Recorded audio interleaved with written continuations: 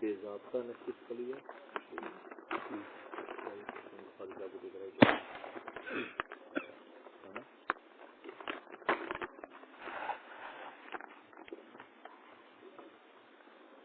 حالات کی وجہ سے پچھلے جمعرات کو بھی نیا رکے اور آج بھی کہاں ہے کس میں یہ سب جمعرات کو آتے ہیں تو وہ ترتیب ہوتی ہے، اس کے بعد واپسی ہوتی ہے. تو جب واپسی نہیں ہوتی ہے رکتے ہیں تو چیزوں کو ہمیں اس کا ریسیٹ کیا دوبارہ. یہ دیکھا تک بچوں کی تربیت کے حوالے سے شروع ہو جاتی ہے، مختلف آگے سوالات جوابات سے، اس کے بعد معاشرہ، اس کے بعد ذکر اور اس کے تمام آصف میاں سے یہ پوچھی کیا کیا ہے اہم بات، کوئی سوال، کوئی بات مطلبی سے حالات سے. میرے ذہن میں جو اس وقت سوال تھا وہ تو دجال کے متعلق تھا کہ اس کے بارے میں کچھ بتائیے، وہ مطلب وہ کیا ہے، کس قسم کی اس کے پاس مطلب وہ چیزیں کہ وہ اس کو اتنا بڑا فتنہ کہا گیا کہ جس کو کوئی کنٹرول نہیں کر سکے گا.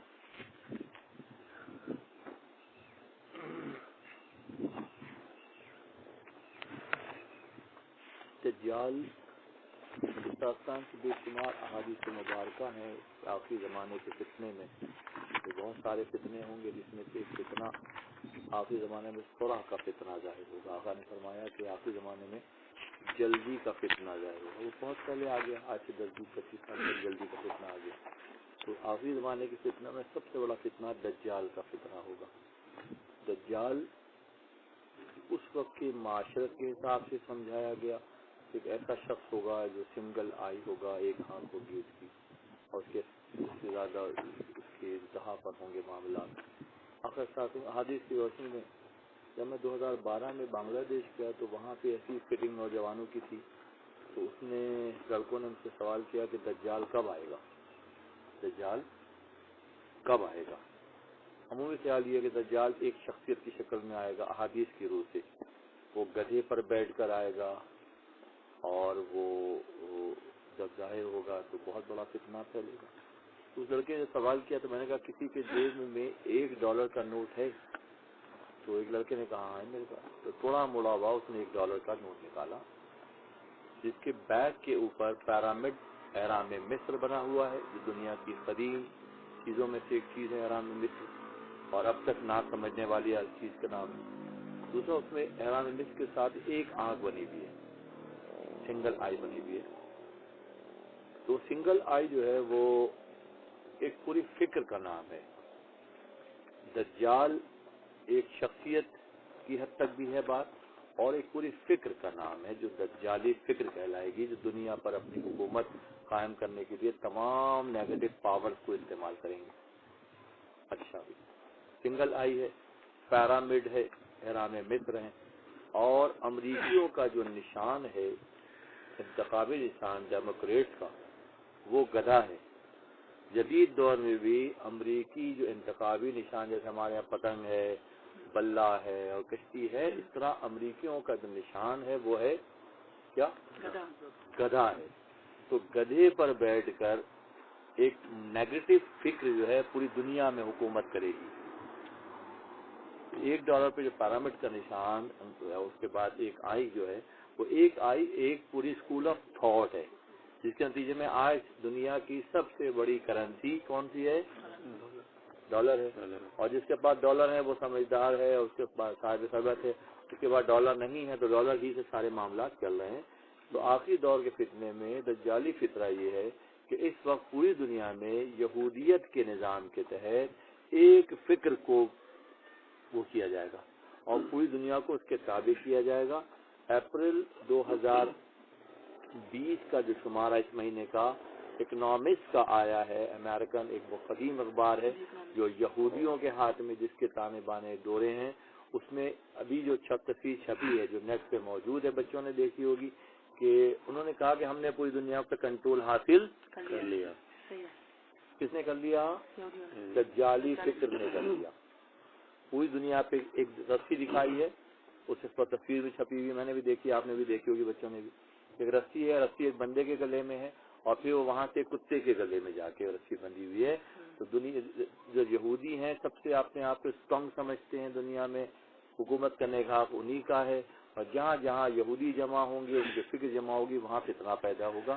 تو دجالی فطرہ دراصل یہودی فتنے کا نام ہے، اور یہودی فتنے میں ایک فتنہ اور ہے کہ ایک گروپ ہے دنیا میں جو کام کر رہا ہے، فیری میتھن کہلاتا ہے، ممکن ہے بچوں نے نام سنا ہو، فیری میتھن گروپ کام کر رہا ہے، دنیا کے بہت بڑے بڑے جو لوگ ہیں اس کے ممبر ہیں جو ایک نظام کو لانے کے لیے محنت کر رہے ہیں، وہ دجالی نظام ہے۔ لیکن ایسی چالیں چلتا ہے کہ جس کے نتیجے میں دنیا کی چھوٹی قوموں کو وہ اپنے لیبارٹری کے طور پہ یوز کرتا ہے، اور دنیا کی چھوٹی قوموں کو اپنے شکنجے میں جکڑ کر وہ کام لیتے ہیں۔ تو ابھی 3 دن کے بعد صرف یہودیوں کا وہ جو جن کا وہ انتظار کر رہے ہیں، ان کا جو مسیح آنے والا ہے نجات دہندہ، پروبیبلی غالباً وہ اگلے 3 دن کے بعد اس کا اعلان ہونے والا ہے۔ اسی لیے دنیا میں جو حالات اس وقت ہیں، ایسٹر کے دن، ایسٹر 12 اپریل کو ایسٹر منایا جاتا ہے، اس دن ابھی پرسوں جو ہے ایسٹر جب ہوگا 3 دن کے بعد، تو ممکن ہے کہ جن کا انتظار ہے وہ آگے۔ اس سے پوری دنیا میں جو ہلچل مچی ہوئی ہے، پوری دنیا میں مسلم ورلڈ سے ہٹ کر پوری دنیا میں فرانس متاثر ہے، اٹلی متاثر ہے، اسپین متاثر ہے، وہ دجالی فکر کے تابع لانے کا سارا یہ سلسلہ ہے کہ دجال جب آئے گا تمام نیگیٹو پاورز کو، میں کہیں بہت پہلے پڑھا تھا کہ دجال جب آئے گا آخری زمانے میں تو جوتے کی نوک پر بیعت لے گا، یعنی کہ اتنا نیچے لوگوں کو پہنچا دے گا کہ وہ جس طرح چاہے گا فیصلے کرے گا۔ تو بیعت سے مراد ایگریمنٹ جتنے بھی ہوں گے وہ دجالی فکر کے مطابق ہوں گے، اور وہ ایک شخصیت نہیں بلکہ پوری ایک فکر کا نام ہے۔ ایون کہ مسلمان جب ہاتھ کعبے کا طواف کر رہے ہوتے ہیں تو بہت سے لوگوں کے جیب میں وہ دجالی فکر کے ڈالر جو ہیں وہ رکھے ہوتے ہیں۔ مدینے میں دجال داخل نہیں ہوگا، اس کی فکر کی لہریں وہاں تک مکہ اور مدینہ کے آس پاس پہنچ چکی ہیں، جس کے نتیجے میں کعبے کا طواف رک گیا، مدینہ منورہ کے دروازے بند کر دیے گئے، زمزم کا کنویں کو بند کر دیا گیا، جو اللہ کے نبیوں کا طریقہ تھا کہ زمزم سے شفا ملے گی، اس زمزم کو بند کر دیا گیا۔ ہمارا صلی اللہ کے اللہ رحمت العالمین، ہم نے سارے جہانوں کے لیے آپ کو رحمت بنا کر بھیجا، ان کی آخر صلی اسلام کے مسجد کے دروازے بند کر دیے گئے، کعبۃ اللہ کا طواف منسوخ کر دیا گیا۔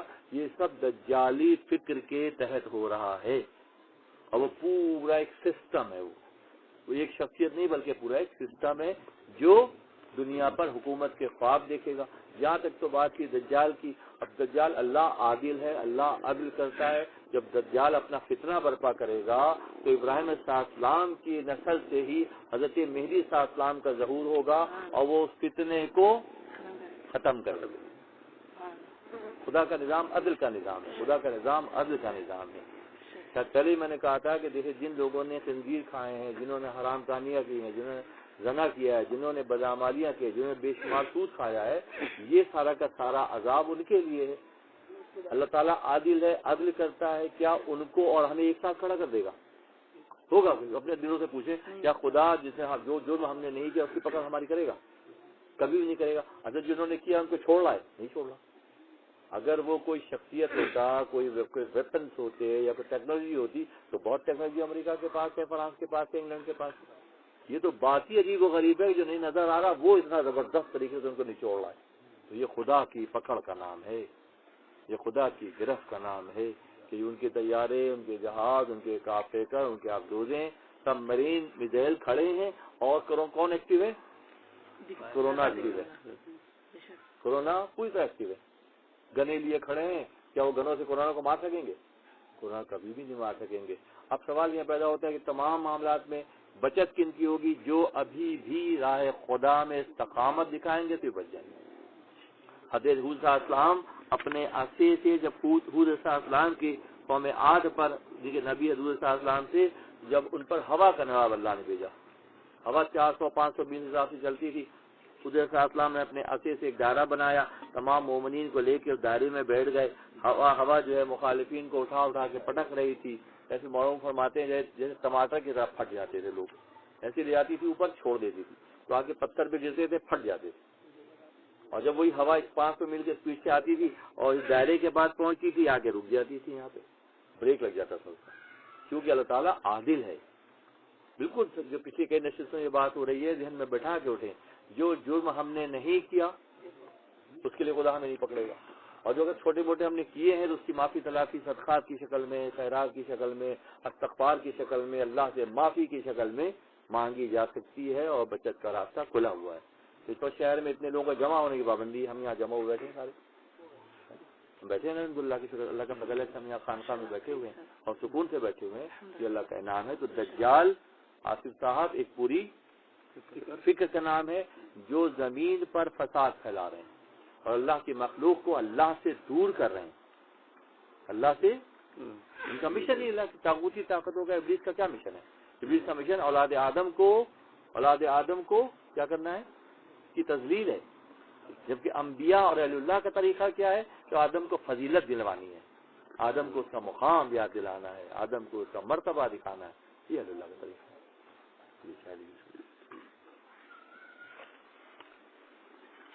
وہ تمام چیزیں جو نیگیٹو ہیں, جو کتابوں میں لکھ دی گئی ہیں, احادیث میں جو تحریر ہیں, بس اس سے بچنے کی فکر کرنی ہے. جو اس سے بچتے جائیں گے پازیٹو ہوتے چلے جائیں گے, ان میں انوالو ہوں گے حادثاتی طور پر خواہش کے مطابق, ہم بچتے چلے جائیں گے. اور اس سے بچنے کا ارادہ کریں گے تو اللہ عادل ہے, اللہ کبھی بھی لا یستوی اصحاب النار واصحاب الجنہ, کہ جنت والے اور جہنم والے کبھی بھی برابر نہیں ہو سکتے, کیونکہ ان کو اللہ نے ڈفرینشیٹ کیا ہے, اللہ نے فرق رکھا ہے. یہ جنتی دائیں والے. اب دائیں ہاتھ میں اکثر کہتا ہوں, بار بار اسے دہراتا ہوں کہ دایاں ہاتھ ہمارا کون سا ہاتھ ہے جس سے ہم نماز میں شہادت دیتے ہیں. ٹھیک ہے, بالکل سمجھ لیں آج کی تاریخ میں کہ غذا ہم نے کس سے کھانی ہے, دائیں سے کھانی ہے. اور طہارت کا ہاتھ اللہ نے ہمیں کون سا دیا ہے, باہر دیا. ہم کیا کرتے ہیں, صفائی کرتے ہیں, اپنی نجس کو صاف کرتے ہیں نا, شرمگاہوں کو دھوتے ہیں, نجاست کو صاف کرتے ہیں. تو یہ ہاتھ کیوں فائنلائز کر دیا گیا ہے کہ اصحاب المیمنہ کون ہے, اصحاب المشأمہ کون ہے. دائیں ہاتھ والے کون سے لوگ ہیں, بائیں ہاتھ والے. اب زندگی کے چھوٹے سے فارمولے کو یاد کر لیں کہ ہم نے کبھی بھی غذا کو اٹھا کے بائیں ہاتھ سے منہ نہیں ڈالنا. اگر ڈال رہے ہیں ابھی تک بھی تو آئندہ کے لیے احتیاط کرنا ہے. آئندہ کے لیے کیا کرنا ہے, چھوٹی سی بات ہے, تو ذرا سی بات ہے. ابھی ذرا سا نقطہ پکڑ لینا, چلتے رہیں تو کیا ہوا, آہستہ آہستہ پیوریفیکیشن ہوتی چلی جائے گی. سیدھا ہاتھ اللہ نے شہادت کے لیے دیا, بایاں ہاتھ اللہ نے طہارت صاف کرنے کے لیے دیا, نجاست کو صاف کرنے کے لیے دیا. تو اس کو پہلے مرحلے میں سمجھ لینا. جبھی ہم لوگ جو نماز کے بعد آیت الکرسی پڑھتے ہیں, جن کو پیروں نے بتایا پڑھتے ہیں لوگ, تو دائیں ہاتھ دائیں پیشانی پہ, اپنے بلند مقام پہ اپنا دائیں ہاتھ رکھتے ہیں. کبھی بھی ایسا نہ ہو کہ اپنا بایاں ہاتھ جس سے ہم نجاست صاف کرتے ہیں وہ پیشانی پہ رکھیں. یہ تو فکر کا پہلا ہی فرق ہے, فکر کا پہلا ہی فرق ہے. حضرت شاہ رخ نے عالم رحمت اللہ علیہ بیان میں بھی آئی ہے بات, اس وقت آ گئی ہے برس تذکرہ. شاہ رخ نے عالم رحمت اللہ علیہ جن کی اب تک بابا صاحب کے ذکریہ ملتانی رحمت اللہ علیہ کے صاحبزادے شاہ رخ نے عالم رحمت اللہ علیہ, حضرت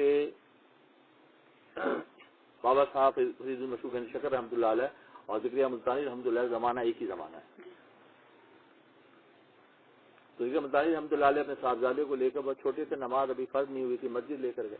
اب جب مسجد لے کر گئے اور چھوڑ دیا, ٹھیک ہے ذہن میں بچے رہتے ہیں, تو اندر چلے گئے. نماز سے واپس آئے تو وہ چپلوں کے پاس دیکھے بیٹھے ہوئے اور چپلوں کو الگ الگ کر رہے ہیں. پوچھو بیٹا کیا کر رہے ہو, کہ جنتیوں کو اور جہنمیوں کو الگ کر رہا ہوں.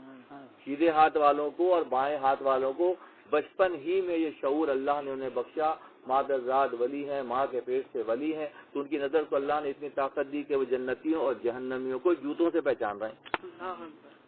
اچھا بچی کو پہچان لیا, چلے گئے. 700 سال گزر گئے, اب تک ان کے نام کی ٹرین چل رہی ہے. جن میں نظر پیدا ہوگی انہی کا نام چلے گا, ورنہ جن کی نظر نہیں پیدا ہوگی, جو اس فرق کو نہیں سمجھیں گے. مرد اور گرد کا کیا فرق ہے, مرد وہ ہے جو کبھی مرتا نہیں ہے, گرد وہ ہے جو اڑ کر فنا ہو جاتی ہے. مرد کبھی نہیں مرتا, مرد ہر حال میں چلتا رہتا ہے, کبھی سلبی اولاد کی شکل میں, کبھی روحانی. ہم یہاں بیٹھے, کہاں بیٹھے, خانقاہ محروم. کس نے دیکھا محروم کو, کون ان سے ملا, کون ان کے خاندان کا ہے, کہ ہمارے دلوں میں مولانا کی محبت اللہ نے نہیں بھر دی کہ ہم سب کچھ چھوڑ چھاڑ کے یہاں پہ بیٹھے ہیں. تو کیا مولانا کا معاذ اللہ نام مٹ گیا, مولانا کا نام سے مٹا.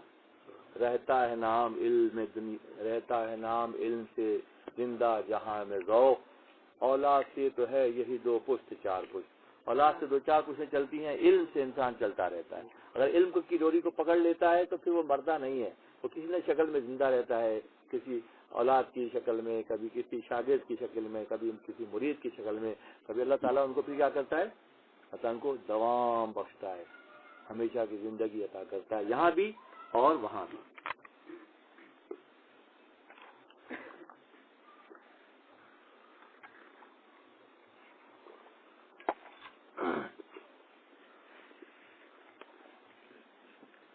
اس فکر سے بچنے کا راستہ کیا ہے اس میں؟ کیونکہ سسٹم تو یہ ہے کہ ہم اگر نمک بھی لینے جائیں تو ہمیں تو یہ نہیں پتہ ہوتا کہ یہ جو ہے حلال ہے یا اس میں بھی کچھ مکس کیا ہوا ہے. حال تو اس وقت یہ ہے، مطلب مسلم ملک میں جیسے اجینوموٹو وغیرہ جو آتا ہے وہ اس کا ڈاؤٹ فل ہوتا ہے. تو پھر اس صورت میں اس فکر سے پھر بچنے کا کیا طریقہ ہوگا پھر؟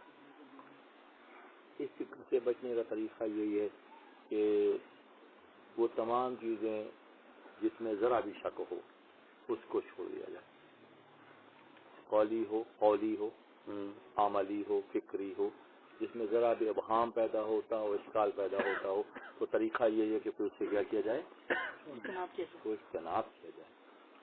اسی لیے آخری دور میں ولایت آسان ہے. میرے امت کے علماء، نبی نے فرمایا میرے امت کے علماء بنی اسرائیل کے انبیاء کے برابر ہوں گے. یہ جو امت کے علماء اہل علم، اور اہل علم کون ہوتے ہیں؟ انما یخشی اللہ عبادہ من العلماء، کہ اہل علم کے دل ہی میں اللہ کا خوف ہوتا ہے سب سے زیادہ. تو اللہ کا خوف ہوتا ہے تو پھر ترک کرتے چلے جاتے ہیں. یہ گفتگو اگر کسی کے ہاں صحیح نہیں ہے تو میرے لیے تو روا نہیں ہے. جب صحیح نہیں ہے تو صحیح نہیں، ہر حال میں صحیح نہیں، ہر حال میں صحیح نہیں ہے.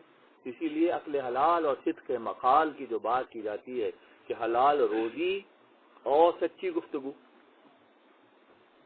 حلال روزی اور سچی گفتگو، ذرا بھی اگر شک پڑتا ہے کہ اس میں کوئی وہ ہے بال برابر بھی ہے. ابو حنیفہ کے بارے میں نے پڑھا کہ شاید کہ واقعات میں آیا تھا کہ کوئی ایسا معاملہ ہوا تھا کہ آٹا تھا یا کچھ تھا جو دریا میں ڈالا گیا جو صحیح نہیں تھا وہ، تو ابو حنیفہ نے پھر پوری زندگی اس دریا کی مچھلی نکالی. کوئی ایسا تھا کہ ذہن میں اس وقت نہیں آ رہا کہ گندم کے خرید فروخت میں کوئی معاملہ ہوا تھا، زیادہ پیسے لے لیے گئے تھے، کچھ ہوا تھا. ان کے ملازم سے انہوں نے پوچھا کہ کیا کیا کہ نے زیادہ لے لیا، تو انہوں نے سارا دریا میں ڈلوا دیا. کچھ ضائع کر دو، کہیں دے دو کسی کو کر دو، جا کے دریا میں ڈال دیا. جب دریا میں ڈال دیا تو ابو حنیفہ نے پوچھا کیا کیا، کہنے لگے وہ جی وہاں دریا میں ڈال دیا. کہ پوری زندگی اس دریا کی مچھلی نہیں کھائی انہوں نے. اتنی باریکی ہے. تو ولایت کو یا قرب تقرب اللہ کو ایسا آسان سمجھا جائے گا؟ وہاں تو بالکل پیورٹی کی بات ہے. پیور ہوگا تو پھر منزل ہوں گی. ورنہ جو دور چل رہا ہے اس وقت فتنے کا، اگر آپ خیال نہیں کریں گے، بہت سخت بات کر لیا آپ نے. اس وقت فرانس میں پہلی بار 17ویں صدی کا واقعہ ہے کہ خنزیر میں چربی بہت ہوتی ہے، خنزیر چربی سے بھرا ہوا ہوتا ہے. تو ایک میدان میں جہاں خنزیر کاٹے جاتے تھے کھانے کے لیے وہاں پہ، تو وہ ایک میدان میں چربی جمع تھی. تو ابلیس خود تو نہیں آتا ہے، وہ تو اس کا کردار، اس کی جو ضروریت ہے، اس کے جو چاہنے والے ہیں اس کے ماننے میں کام لیتا ہے. تو ایک پادری نے سوال کیا تھا جیسے کہ یہ اتنی ساری چربی جمع کیا ہے؟ کہنے یہ خنزیر کی چربی بہت نکلتی ہے، ہم جیسے پھینک دیتے ہیں. اس کو پھینکتے کیوں؟ اس کو کام میں لاؤ. کیسے؟ اس وقت معاملہ یہ ہے کہ ویسٹرن ورلڈ کی ہر پروڈکٹ میں کے اندر، چاہے وہ لپسٹک ہو، چاہے وہ ٹوتھ پیسٹ ہو، چاہے وہ پاؤڈر ہو، چاہے وہ کھانے کا کوئی آئٹم ہو، اس میں خنزیر کی چربی شامل ہے. اس کا ایک کوڈ ہے باقاعدہ، جو میڈیکل سے وابستہ لوگوں کو معلوم ہے اس کا ایک کوڈ ہے. وہ کوڈ پرنٹڈ ہے کہ اس میں خنزیر کا آئٹم ملا ہوا ہے. تو ہمارے ہاں وہ چیزیں بک رہی ہیں دھڑلے سے، اور ہمارے معذلہ سخت بات ہے کہ صبح اٹھ کے برش کر رہے ہیں تو صبح ہی سے وہ شامل ہمارے سسٹم میں ہو رہا ہے. ہم لوگ غفلت کی کیفیت میں کہ جو فلاں برانڈ کے ٹوتھ پیسٹ ہیں یا فلاں برانڈ کا برش ہے اس میں وہ تمام چیزیں شامل ہیں. ازدہا ہو گئی پچھلے دنوں میں نے دیکھا کہ خنزیر کی چربی اور ہڈی اور مختلف جانوروں کی ہڈیوں سے چائنا میں پورا پلانٹ کام کر رہا تھا. اس کو وہ پاؤڈر کی شکل دے رہے تھے، اس کے بعد پلاسٹک کی ملا کر اس کو تسبیاں بنا رہے تھے. ہم جن کو لا کے وہاں سے بنڈل کے بنڈل تسبیوں کے لوگوں میں بانٹ رہے ہیں، کس کو پتا کہ خنزیر کی ہڈی کی چربی ہے. جب جرم اس حد تک بڑھ گیا تو خدا کی طرف سے کعبے کا طواف بند کر دو، تمہارے بس کی بات نہیں ہے. کسے پتا ہے کہ پلاسٹک کی تسبیح ہماری جیبوں میں اندر رہتی ہے، یہ کس کی بنی ہوئی ہے؟ ہم لوگ غفلت کی کس منزل پر ہیں؟ ان کا پورا پلانٹ چل رہا ہے وہاں پہ، جو پلاسٹک کی تسبیحوں میں خنزیر کی ہڈی ملا کر مسلمانوں کے ہاتھ میں دے رہے ہیں. کیا ہو رہا ہے؟ کون جاگے گا؟ کون سمجھے گا؟ کون سمجھائے گا کہ ہمارے ہاتھوں میں تسبیح ہے جس میں اللہ اللہ کا ذکر کر رہے ہیں، نبی کا نام لے درود پڑھ رہے ہیں، وہ کس چیز کی بنی ہوئی ہے شعور کسی کو؟ کیوں نہیں ہے؟ کہیں ٹوتھ پیسٹ کی شکل میں ہمارے ساتھ جوڑا گیا، اور کہیں یہ تاغوتی وہ جو آپ کہہ رہے ہیں نا دجالی فکر کا کام ہے، کہیں تسبیح کی شکل میں ہمارے ہاتھ میں. ہے شعور؟ ٹٹولنے سے لوگ سوال کریں تو کیا یہ ڈاکٹر صاحب پہلی بار کہہ رہے ہیں یہ بات؟ کس کے علم میں یہ بات ہے کہ ایسا ہو رہا ہے؟ بہت سے بچوں کے علم میں ہے یہ بات کہ نیٹ پہ دیکھ رہے ہیں کہ پورا پلانٹ کام کر رہا ہے چائنا کے اندر، پلاسٹک کس سے بنا رہے ہیں، پلاسٹک اور خنزیر کی ہڈیوں کو ملا کر وہ ہمیں بھیج رہے ہیں. ہم لوگ کہاں ہیں؟ ہم لوگ کہاں ہیں؟ ہمیں سوچنا چاہیے، ہمیں فکر کرنی چاہیے. سارا ابلیسی نظام ہے جو بہت تیزی سے متحرک ہو گیا ہے، جس کے نتیجے میں کیا ہو رہا ہے ہم سب کے سامنے. شہر میں کیا ہو رہا ہے؟ کل کا دن میں سمجھتا ہوں میری زندگی 60 سال میں کراس کر چکا ہوں، پہلی بار دیکھا کہ قبرستان نہیں گئے قلم. میں تو چلا گیا، اللہ کا نعرہ لگایا، بیٹے کو لے کر گیا، بیٹا باہر رہ گیا، میں چلا گیا والد صاحب کے پاس حاضری لگا کے رونا گانا کر کے آیا. کتنے لوگ جا پا رہے ہیں؟ اتنا بڑا چینج میں ہو رہا ہے، کون اس کو سمجھ رہا ہے؟ کیوں نہیں سمجھ پا رہے کہ کون کتنا بڑا فتنہ ظاہر ہونے والا ہے؟ خدا اس حد تک ہم سے ناراض ہے کہ ہماری تسبیحات اور ہماری نمازیں اور ہمارا اجتماع اس کے یہاں قابل قبول نہیں ہے. ایسا کچھ ہو رہا ہے. غور کرے کیا ہو رہا ہے، کیسے ہوگا، اس کا حل کیا ہے، کہاں سے؟ اسی لیے اہل اللہ کا دامن تھامنے کا وقت ہے. جنہوں نے خدا کو راضی کر لیا اپنی پوری عملی جد و جہد کے بعد ان سے جڑنے کا. کیوں نہیں مفتیان ملت، متنازع بات نہیں کر رہا میں، اس وقت کھڑے کیوں نہیں ہو رہے؟ کھڑے کیوں نہیں ہو رہے؟ امام علی مقام امام حسین صلی اللہ علیہ وسلم نے فرمایا کہ جتنی دیر سے حق کے خلاف کھڑے ہوگے اتنی زیادہ پیمنٹ کرنی پڑے گی. سن رکھو، جتنی دیر سے کھڑے ہوگے پیمنٹ بھی زیادہ کرنی پڑے گی. یہ پیمنٹ ہی کی شکل ہے کہ اس وقت جو ہے حالات ہمارے آس پاس طاغوتی طاقتوں کا. 2020 کیا ہم لوگ زندگی میں پوری جتنے بھی لوگ بیٹھے سب 60 کے اوپر تو میں سمجھتا ہوں ساتھ وہ افراد ہوں گے، ساتھ نیچے کے. یہ پہلی بار جو ہو رہا ہے جو ہم دیکھ رہے ہیں، مسجدیں بند ہو گئی، تالے لگا دیے گئے، کوئی پوچھنے والا نہیں ہے. کل ایک عجیب واقعہ دیکھا کل سے طبیعت ابھی میں شاید گفتگو کے موڈ نہیں بن رہا تھا میرا موڈ، کہ جب میں قبرستان چلا گیا اندر بھائی صاحب کے پاس، وہاں میں نے منظر دیکھا کہ ایک بہت بڑی گاڑی میں 2 افراد سے ماسک لگائے ہوئے ڈرائیونگ کر رہا تھا اور ایک برابر میں بیٹھا ہوا تھا. قبرستان میں وہ آئے، پیچھے چھیپا کی وہ آ رہی تھی ایمبولینس، اس میں ایک میت رکھی ہوئی تھی. ٹھیک ہے، ٹوٹل جو ہے اپنے عزیز جن کی گاڑیاں بڑی ہیں، ان کے معاملات بڑے ہوں گے بھی، چھوٹے تو نہیں ہوں گے، کہ وہ ان کی ایمبولینس لا کے گورکھن کے حوالے کر رہی ہے میت کو. کہاں پہنچ گئے ہم لوگ؟ میں کل ہی شاید بیٹے کہہ رہے بیٹا جن کو خبریں مل رہی ہیں وہ بھی خوش نصیب ہیں، کل کا پتہ نہیں ہے کہ خبریں ملیں گی کہ بھی نہیں ملیں گی. ہاں، ایسا ماحول نہیں آ گیا ہے؟ آ چکا ہے، ایسا ماحول بالکل آ چکا ہے. تو آ چکا ہے، آپ کہہ رہے ہیں بات سخت ہے. حل کیا ہے؟ حل یہ ہے کہ ابھی بھی وقت ہے کہ بہت خوش و خضوع سے اپنے رب کو پکارو، اس سے استغفار کریں. شاید کچھ لوگوں کے کرنے سے بہت سو کا بھلا ہو جائے. رحمت حق بہانہ میں جویت، اللہ کی رحمت نوازنے کے لیے بہانہ ڈھونڈتی ہے. رحمت حق بہانہ میں جویت، خزانوں کی سے ضرورت نہیں، سارے خزانوں کا مالک وہ اکیلا خود ہی ہے. اس کو کیا پسند ہے؟ بندگی پسند ہے. اسے کیا پسند ہے؟ عاجزی پسند ہے. اسے کیا پسند ہے؟ صلہ رحمی پسند ہے. اسے کیا پسند ہے؟ پردہ پوشی پسند ہے. ہم لوگ اگر کچھ لوگ بھی اختیار کریں اور زندگی کو سمجھ میں ڈھالنے کی کوشش کریں تو جہاں سے جاگے وہیں سے سویرا ہے، انشاءاللہ فرق پڑ جائے گا.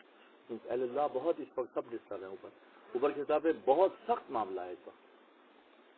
وائے ناکامی متاع کارواں جاتا رہا، کارواں کے دل سے احساس زیاں جاتا رہا.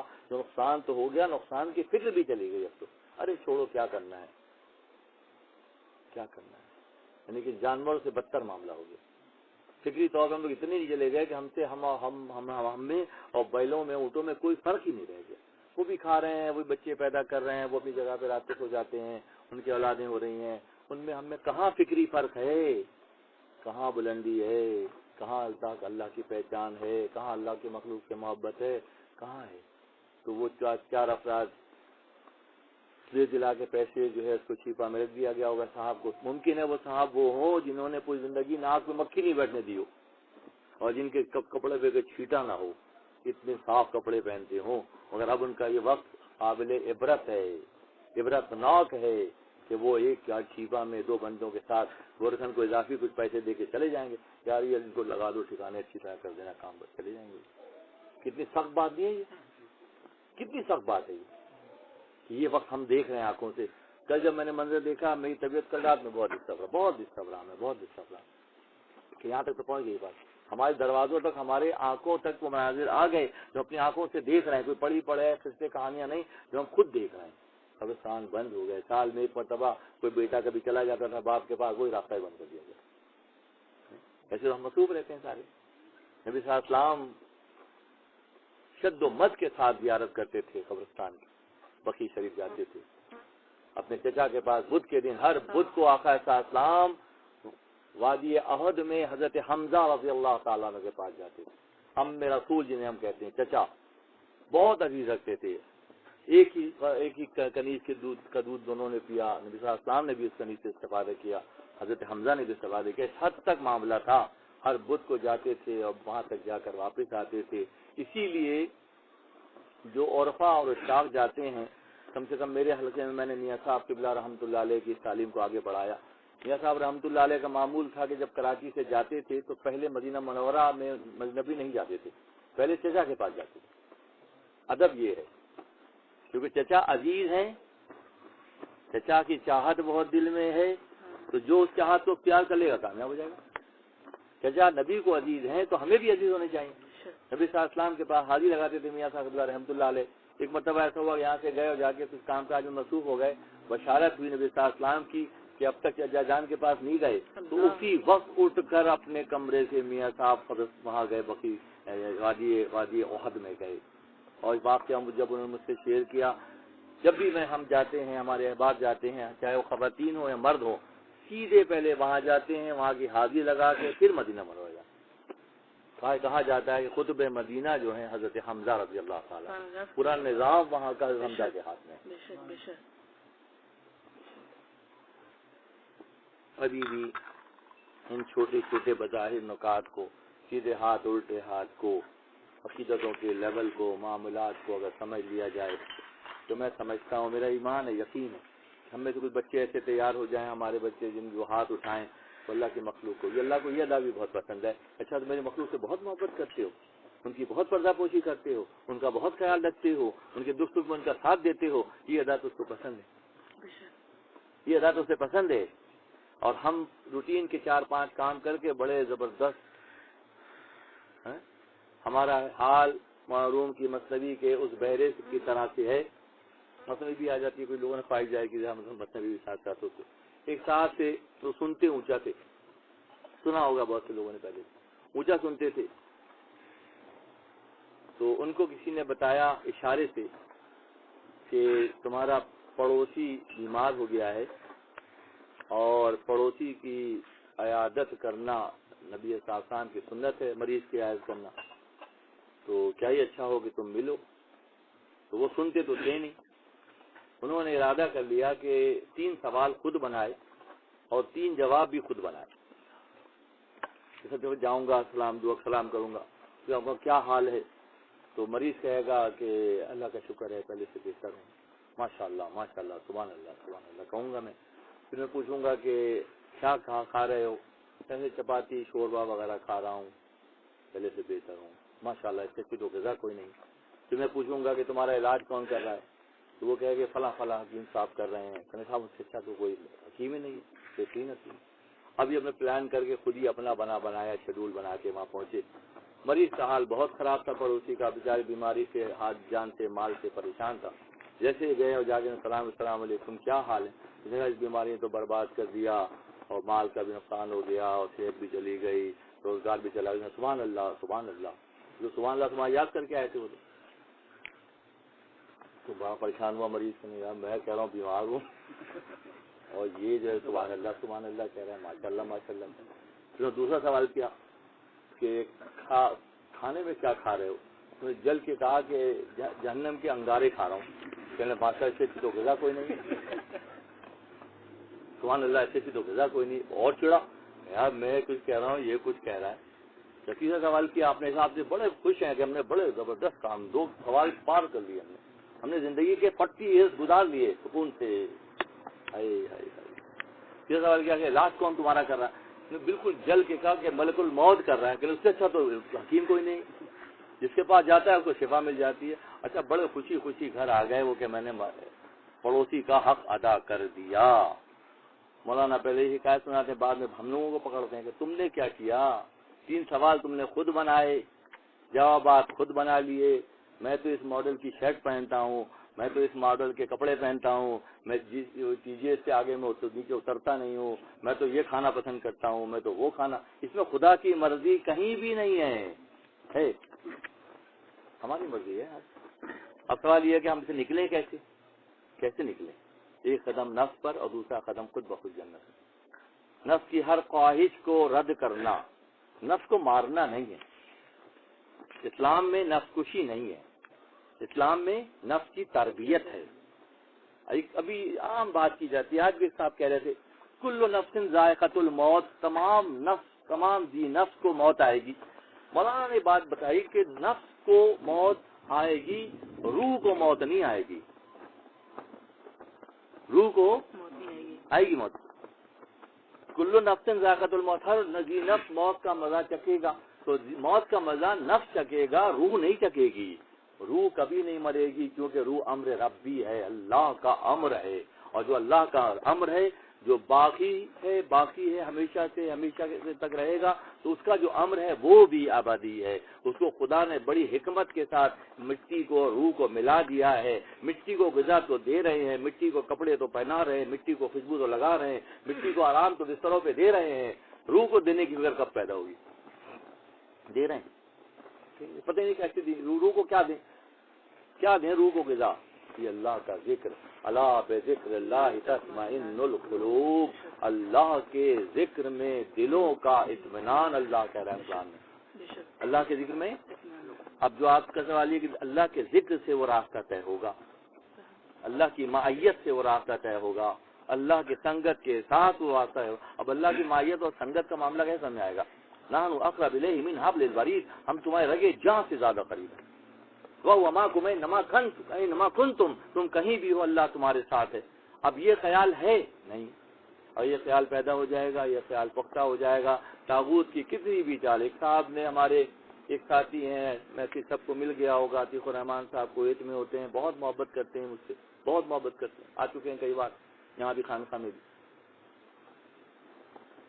میں اسی طرح شیئر کرتا ہوں، شاید میسج پڑھا ہوگا آپ لوگوں نے بھی، کہ تصور شیخ کر کے سو گئے وہ، تو رات میں خواب میں نے دیکھا کہ نورانی، 2 ہفتے پرانی بات ہے، کہ نورانی ہاتھ ظاہر ہوا، اس میں کاغذ کا ٹکڑا تھا، اس سے سورہ کہف لکھا ہوا، سورہ کہف ان کو دیا گیا، سورہ کہف دیا گیا۔ دوسرے میرے پاس فون آیا کہ حضرت صاحب ایسا ہوا ہے، تو میں نے ٹھیک ہے، آپ اس کا پورا میسج بنائیں، جو مجھ سے بات ہوئی بنائے، وہ بنا کے آپ اپنے دوستوں کے لیے ڈال دیں، انہوں نے پھر ڈال دیا۔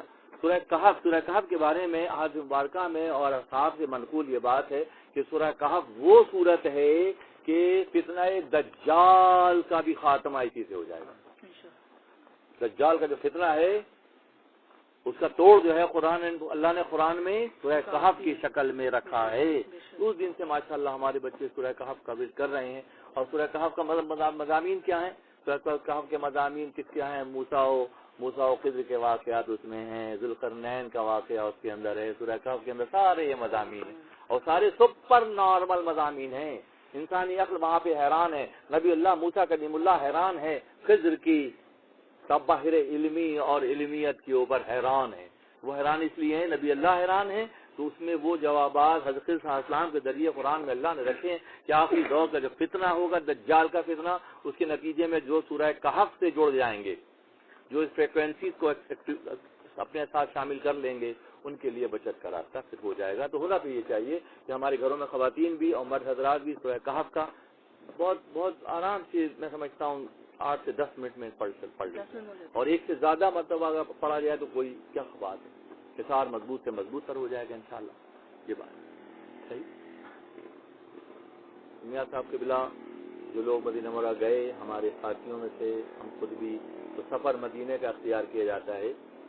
طارق بیگ صاحب جو ہمارے بہت قدیم ساتھی ہیں، بہت مسئلے کے حوالے سے، ایک مرتبہ وہ امریکہ سے واپس آ رہے تھے، پیغامات ایسے پہنچتے ہیں میاں صاحب قبلہ کے بہت سے پیغامات، وہ پیغامات کبھی مثل شیراز کے ذریعے پہنچ رہا ہے، اور کبھی شاہین صاحب گئے تو وہ بات شاہین صاحب سے ہوئی، وہ بات میرے لیے تھی، کبھی کوئی اور گئے تو وہ پیغام میاں کے ذریعے مجھ تک پہنچا تو وہ مجھ پر لاگو ہو گیا۔ طارق بیگ صاحب امریکہ گئے، واپسی کے سفر میں احرام رکھنا بھول گئے اپنے پاس وہاں سے، تو پھر احرام کے لیے وہ پھر انہوں نے فلائٹ جو جدہ کی نہیں لی بلکہ مدینہ منورہ کی لے لی. یہاں آئے اور یہاں سے احرام خرید کے باندھ کے جائیں گے. ارادہ انہوں نے یہ کیا کہ میں اس بار سیدھا جو ہے وہ احرام لوں گا اور مکہ چلا جاؤں گا. ایئرپورٹ سے جب باہر آئے شہر مدینہ میں پہنچے تو جب اپنے ہوٹل کے قریب پہنچے تو سامنے سے میاں صاحب آ رہے تھے. ارادہ یہ تھا کہ نہیں ملنا ہے کسی سے, احرام لینا ہے, تیاری کرنی ہے, حج کرنا, عمرے پہ جانا ہے.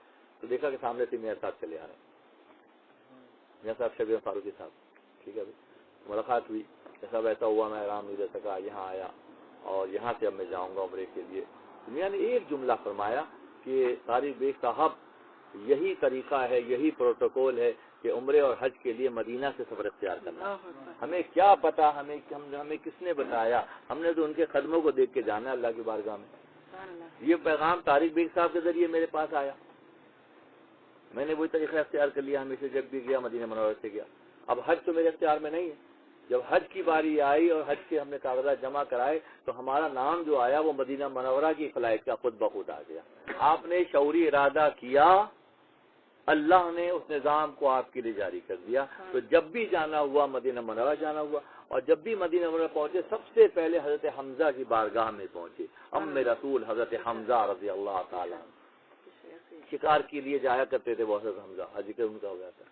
ہر وقت تیر کمان اور بہت سارا سامان لے کے پانی وانی صحرا میں چلے جاتے تھے. ہرن کا شکار, خرگوش کا شکار اور صحرائی جانوروں کا شکار کرتے تھے.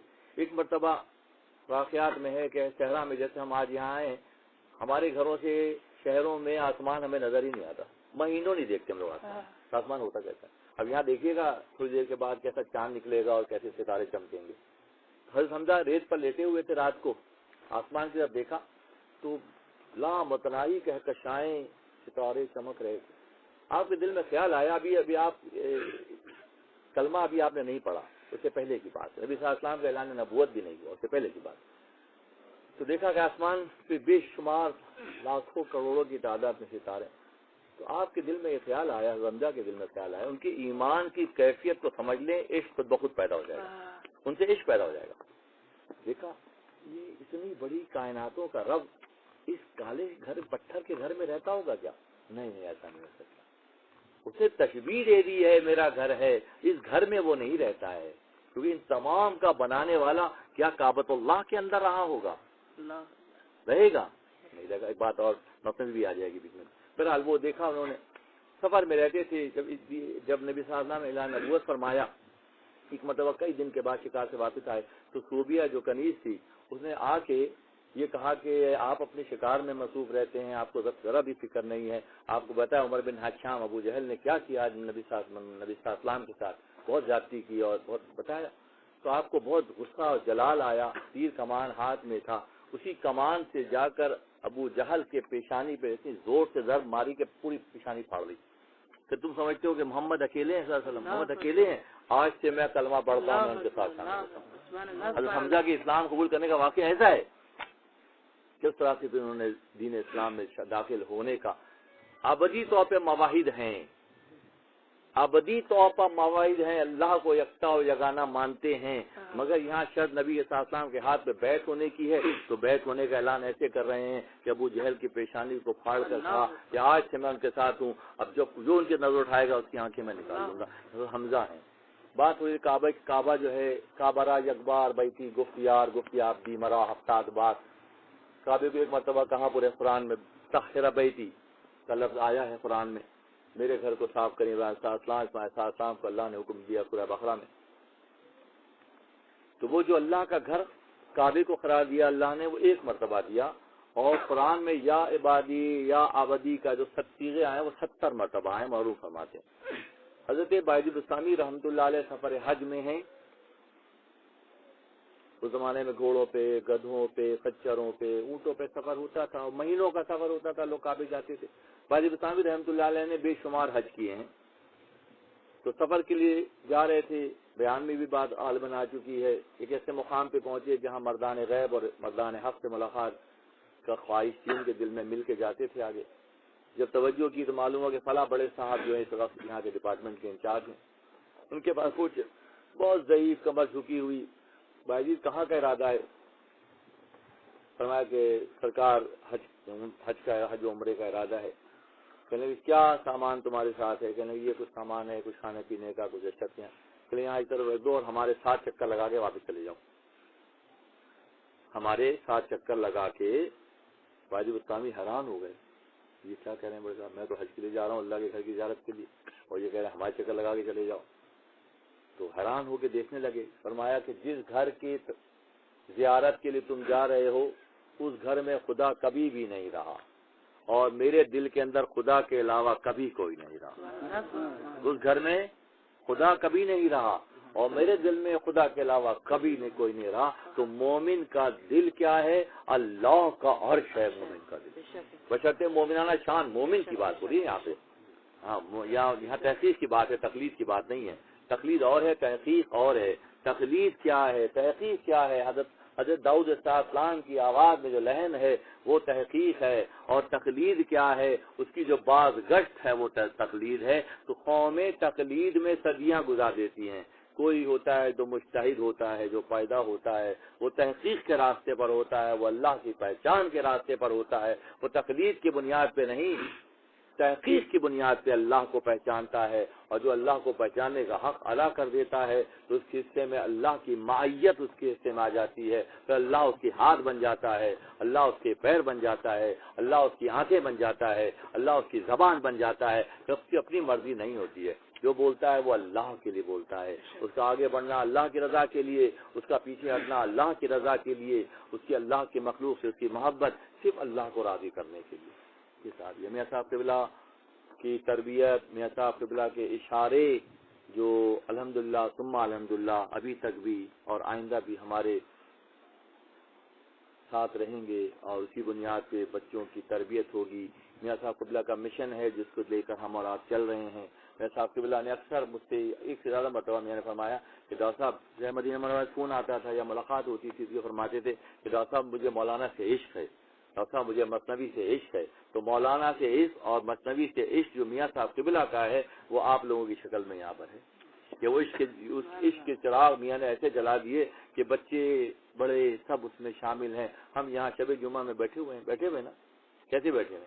یہ نہیں کہ ہر کوئی اس لیول پر ہے کہ میار جس کا جو حصہ ہے وہ شامل کر رہے ہیں، جس کا جو لیول ہے وہ اس میں شامل ہو رہا ہے. کس بنیاد پر؟ عشق کی بنیاد پر، محبت کی بنیاد پر، مشائخ کی توجہات کی بنیاد پر، مشائخ کے تصرف کی بنیاد پر. یہ سلسلہ اس انداز میں ہے. اور جی تو دجالی فتنے سے بچنے کے لیے تیاری ہونی چاہیے. جو ہمارے علماء کرام ہیں، جی جی مشائخ ہیں جی دور میں ہیں، جی جی وہ اس چیز کو اجاگر کیوں نہیں کرتے اور لوگوں کی تربیت کیوں نہیں کرتے؟ کیوں پری پیڈ جیسے ہم کارڈ خرید کے کام کرتے ہیں ویسا کام کیوں کرتے ہیں؟ بھائی دیکھیں نا، یہ تو فتنے ہی کا حصہ ہے نا. علماء حق اور علماء سو، حق والے علماء، حق کو پہچان والی علماء، اور علماء سو وہ جو اپنے اغراض کے لیے اس شعبے میں شامل ہے. تو اس پر جو اتنا زبردست چال بنی ہوئی ہے طاغوتی طاقتوں کی، پہلے میتھن کی، دجالی فکر کی، کہ انہوں نے پورا ایک سسٹم جنریٹ کر کے دے دیا اور بالکل اسی پہ چل رہا ہے معاملہ. میں نے آپ کے سوال کا جواب کتنا دے دیا کہ کیا ہم نے وہ برائیاں کی ہیں جو مغربی اقوام کرتی ہیں؟ تو آپ کا جواب ہے نہیں. جب ہم نے وہ کی نہیں، ہم پہ قانون اپلائی نہیں ہوتا وہ والا. یہ بات وہ کیوں نہیں کہہ رہے؟ آپ کا سوال یہ ہے، ان کو کہنا چاہیے. مگر ہمارے کچھ حضرات ایسے ہیں مسلمان حضرات جو خالی پاکستان کے نہیں پوری دنیا کی بات ہو رہی مسلمانوں کی، جو یورپ جاتے ہیں یا اس طرح جگہ پہ جہاں پر فحاشی اور بدماشی عام ہے، اور وہ جا کے وہاں ملوث ہو جاتے ہیں. تو وہ کس کیٹیگری میں؟ اسی میں آئیں گے نا. من تشبہ فہو منہم، جو جس سے مشابہت اختیار کرے گا اسی میں اس کے ساتھ کر دیا جائے گا. جو جس سے مشابہت اختیار کرے گا، اگر کوئی کسی عالم سے مشابہت اختیار کرے گا اس کے ساتھ معاملہ کر دیا جائے گا. جو کسی مفتی سے کرے گا اس کے ساتھ، جو کسی اللہ کے دوست سے کرے گا اس کے ساتھ. اللہ کا نظام تو عدل کا نظام ہے.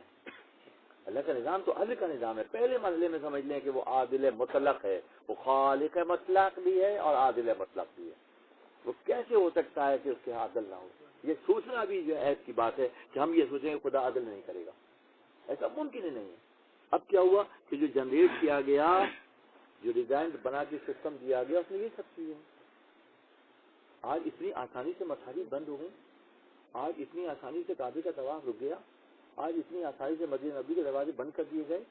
کیسے بھائی؟ اس کا مطلب یہ پلاننگ انہوں نے آج سے 100 سال پہلے کی تھی کہ ہمارے کیلے چپاٹے ان کو ہم اقتدار دے دیں گے, وہ اس میں حکومتوں میں رہیں گے, اور جب ہم چاہیں گے پھر بند کر دیں گے. انہوں نے بند کر دیا. میں ایک مثال سے صرف سمجھاتا ہوں. ابو ذر غفاری رضی اللہ تعالیٰ عنہ کا معاملہ یہ ہے کہ 4 نمبر کے مسلمان ہیں. غفار قبیلہ شام کے راستے میں, مکہ سے شام کے راستے میں غفار قبیلہ, بہت بڑے پہاڑ ہوتے تھے, وہ پہاڑ سے گزر کے قافلوں کو جانا ہوتا تھا. غفار قبیلہ ان پر قابض تھا اور وہ ٹیکس لیتا تھا, اچھے خاصے قافلوں سے پیسے لیتا تھا, ان کا گزر بسر اسی پہ ہوتا تھا, اور بہت ظالم اور بہت سخت لوگ ہوتے تھے. نبی صلی اللہ علیہ وسلم کی جب اعلان نبوت فرمایا مدینہ مکہ مکرمہ میں, تو حضرت ابو ذر غفاری جو 4 نمبر کے مسلمان ہیں, انہوں نے اپنے بھائی, ان کا نام تھا انیس کو بھیجا کہ جا کے دیکھو صاحب نے اعلان نبوت کیا, وہ کیا ہے. تو انیس بہت بڑے شاعر تھے, قادر کلام, گفتگو ہی شاعری میں کرتے تھے, ہر بات شاعری میں کرتے تھے, ہر بات کا جواب شاعری میں دیتے تھے. کچھ لوگ ایسے بھی ہوتے ہیں کہ ان کی گفتگو ہی شاعری ہوتی ہے, ان کے الفاظ کی بلند کو چیک کریں معلوم ہو جاتا ہے یہ تو پوری شاعری ہے, بندے بنائے الفاظ ہیں. تو آئے چیک کرنے کے لیے حضرت انیس جو حضرت ابو ذر غفاری کے بھائی تھے, تو آگے دیکھا جب نبی صلی اللہ علیہ وسلم کی گفتگو سے بھی حیران ہو گئے کہ اتنی بندی ہوئی گفتگو, ہاں, اتنا زبردست انداز تکلم, نہیں یہ کوئی عام شاعر نہیں. جا کے بتایا کہ میں گیا تھا اور مل کر آیا, وہ عام شاعر نہیں بھائی, ان کا معاملہ کچھ اور ہے. اچھا یہ آ گئے محبت میں, شوق میں آ گئے, جس کو اللہ تعالیٰ محبت دے دے, آ گئے مکہ مکرمہ میں آ گئے. اور نبی صلی اللہ علیہ وسلم کو دور سے ہیبت ایسی تھی نبی اللہ کے نبی کو اللہ نے دی تھی کہ آپ کی شخصیت میں روب بہت زیادہ تھا. ہر آدمی جلدی قریب نہیں آ سکتا تھا, جس کو قریب بلاتے اس کو اپنا بنا لیتے, اور وہ دور دور سے دیکھ رہے ہیں, ہمت نہیں ہو رہی کہ قریب جائے. تو رات دن بھر زمزم پیتے رہتے اور رات کو کعبے کے غلاف کے اندر چھپ کے وہیں سو جاتے. کئی دن گزر گئے اس طرح سے. اچھا مولا کائنات ہر وقت نبی صلی اللہ علیہ وسلم کے ساتھ ہوتے, حضرت علی کرم جو ساتھ ہوتے, تو ان کی ہمت ہوئی, نے کہا کہ مجھے آپ کے بھائی سے ملنا ہے. کہا جب کہیں گے ملا دیں گے. آئے اور آ کے جیسے آئے تو آ کے نبی صلی اللہ علیہ وسلم کے ہو گئے. اتنی محبت فرماتے تھے نبی صلی اللہ علیہ وسلم اور ابو ذر غفاری رضی اللہ تعالیٰ عنہ سے کہ مکہ مدینہ منورہ میں جو آبادی تھی وہ قریب محلے تھے, اور ہر محلے کی اپنی مسجد تھی. ابو ذر غفاری کے نام کی مسجد بھی ہے, عمر خطاب کے نام کی مسجد بھی ہے, مولا کائنات کے نام کی مسجد بھی ہے, ابو بکر صدیق کے نام کی مسجد بھی ہے وہاں پر. تو ایک محلے سے دوسرے محلے میں مسجدیں تعمیر تھی. نبی صلی اللہ علیہ وسلم جب سفر کرتے اونٹ پر ایک محلے سے دوسرے محلے میں جا رہے ہوتے اونٹ پر, تو ابو ذر غفاری کے ساتھ اتنی محبت فرماتے تھے کہ اونٹنی کو روک لیتے, اپنے ساتھ بٹھا لیتے, اور جہاں جانا ہوتا وہاں چھوڑ کے آتے. یہ ایک محبت کا زاویہ دکھا ہے. آپ کیا ایک قول ہے, آپ نے فرمایا, لوگوں نے پوچھا بعد کے دور میں کہ زکوٰۃ کتنی دینی چاہیے. ابو ذر غفاری رضی اللہ تعالیٰ نے فرمایا کہ 97.5% دے دو اور 2.5% رکھ لو. حضرت آپ نے تو سارا معاملہ الٹا کر دیا, 2.5% دینا ہے اور 97.5% جو ہے رکھنا ہے. کہنے کہ کیا تمہیں اللہ کے رزاق ہونے پر یقین نہیں ہے؟ تم مال رکھو گے, مال جمع کرو گے, تمہیں قرآن میں یہ بھی تو ہے کہ اللہ کا رازقین, اللہ بہترین رزق دینے والا ہے. تو کچھ لوگوں کا زاویہ یہ بھی ہے کہ اللہ پر توکل کا معاملہ ان کا ایسا ہوتا ہے کہ زکوٰۃ 100 روپے میں سے 2.5 روپے رکھ لو, 97% بانٹ دو, وہ رزاق ہے. وہ کون ہے؟ ہر وقت کا رزاق وہ ہے, قادر مطلق وہ ہے. تو بات یہ ہے کہ اس انداز کا عقیدہ بھی تو ہو, اس انداز کی تربیت بھی تو ہو, اس انداز کی ایکٹیویشن بھی تو ہو, اس انداز کی کنیکٹیویٹی بھی تو ہو, رابطہ بھی تو ایسا ہو. صرف ڈھکوسلے بازی, رابطے کی باتیں اور رابطہ نہیں ہے, جس کی وجہ سے آج یہ ہے. میرا ذاتی حیثیت میں خیال یہ, اگر مفتیان ملت کھڑے ہو جاتے اور یہ کہتے کہ ہم کرونا سے نہیں ڈرتے ہیں, ہم اللہ سے ڈرتے ہیں, تو آدھی دنیا سے زیادہ لوگ مسلمان اسلام سے زیادہ بھی آتے. چھوٹی قومیں, پسی ہوئی قومیں, وہ بولتی ہیں اچھا یہ معاملہ ہے, تو خدا نے ہمیں موقع تو دے دیا, ہم نے کیا, ہم نے تو نہیں کیا. ہم میں ان میں کیا فرق ہے؟ جو کچھ اٹلی میں عیاشیاں ہوتی ہیں, جو کچھ اسپین میں عیاشیاں ہوتی ہیں, جو کچھ فرانس میں عیاشیاں ہوتی ہیں, وہ عیاشیاں معاذ اللہ ہمارے ہوتی ہیں؟ نہیں ہوتی بھائی. جب ہم نہیں ہوتی تو ہم ان کے ساتھ ہمارا کیا سمبند ہے, کیا رشتہ ہے؟ کچھ بھی نہیں. اور ہم اللہ کو اس انداز میں دیکھ رہے ہیں, معاذ اللہ معاذ اللہ. یہ دیکھ کر ہم تو جرم کے مرتکب ہو رہے ہیں. دراصل ہم اس ذات کو پہچاننا تو دور کی بات ہے, ہم اس کو پہچاننے کا حق ادا کر ہی نہیں پا رہے. جب نہیں کر پا رہے تو پھر کیا ہے, اب سے نہیں کر پا رہے کیا کریں؟ وہی کریں, دوبارہ استغفار کریں, دوبارہ قرآن میں خیرات کریں, اس کو راضی کرنے کی کوشش کریں, اپنے منہ کا نوالا دوسرے کے منہ میں ڈال دیں. یہ ادا اس کو پسند ہے اور یہی شارٹ کٹ راستہ ہے. کہ خوش و خضوع سے اسے یاد کیا جائے، اپنے گناہوں کی کردہ ناکردہ گناہوں کی معافی مانگی جائے اور اس کی راہ پر چلنے کا استقامت سے ارادہ کیا جائے، تاکہ جتنی نیگیٹو پاورز ہیں، یہ پورا ایک نیٹ ورک ہے شاہین صاحب جس پر ڈیزائن کیا ہوا ہے، پورا ایک نیٹ ورک ہے۔ اب وہ نیٹ ورک اس وقت کہاں ہے؟ بات بہت سخت ہو جائے گی، مفتیان ملت کہاں ہیں اور پیران عظام کہاں ہیں؟ سارا سال غوث پاک کی واقعات سنا کر لنگر کھا رہے ہیں، ابھی کھڑے کیوں نہیں ہو رہے غوث پاک کی طرح جب غوث پاک کھڑے ہوئے تھے کفر کے خلاف؟ کیوں نہیں کھڑے ہو رہے؟ جی چائنا والی تسبیح کی وجہ سے نہیں کھڑے ہو رہے۔ حقیقت ہے یہ غفلت ہے۔ کعبۃ اللہ میں وَإِذْ يَرْفَعُ إِبْرَاهِيمُ الْقَوَاعِدَ مِنَ الْبَيْتِ وَإِسْمَاعِيلُ، تو جو تعمیر کی کعبے کی اسماعیل اور ابراہیم علیہ السلام نے، اور اللہ نے ابراہیم کو اپنا دوست بنایا، تو اس جذبے کی کمی آ گئی نا، پھر تو کمی آ گئی۔ اسی کعبے میں جو اللہ کے دوست نے بنایا، لوگوں نے کتنے 360 بت جمع کر دیے، اور اللہ کی شان ستاری العیوب جو ہے وہ پردہ ڈالتا ہے۔ کئی ہزار سال تک اللہ نے یہ مناظر دیکھے کہ اس کے کعبے کے اندر لاتو مناتو عزا و حبل سجا دیے گئے، اس کے دوست کے گھر میں بت سجا دیے گئے، اور اللہ شان بے نیازی دیکھتا رہا، اور جب اللہ نے ارادہ کر لیا تو چھوٹے چھوٹے پرندوں سے سارا معاملہ صاف کر دیا۔ الم تری کیف فعل ربک باصحاب الفیل، تو اللہ نے کیا کیا؟ پہلے لوگوں کو موقع دیا، کسی نے کام نہیں کیا، نہ ابو جہل نے کیا، نہ ابو لہب نے کیا، نہ عتبہ نے کیا، نہ شیبہ نے کیا، نہ امیہ بن خلف نے کیا، کسی نے کام نہیں کیا، سب نیگیٹو پاورز کے ہاتھ میں چلے گئے۔ تو اللہ نے پھر کیا کیا کہ اللہ کو معاذ اللہ چھوٹا کر کے دیکھتے ہو، قادر مطلق اپنے پرندوں سے بھی کام لے لیتا ہے، قادر مطلق مچھر سے بھی کام لے لیتا ہے، قادر مطلق جو ہے وہ یہ اس سے بھی کام لے رہا ہے، یہی رہا ہے نا۔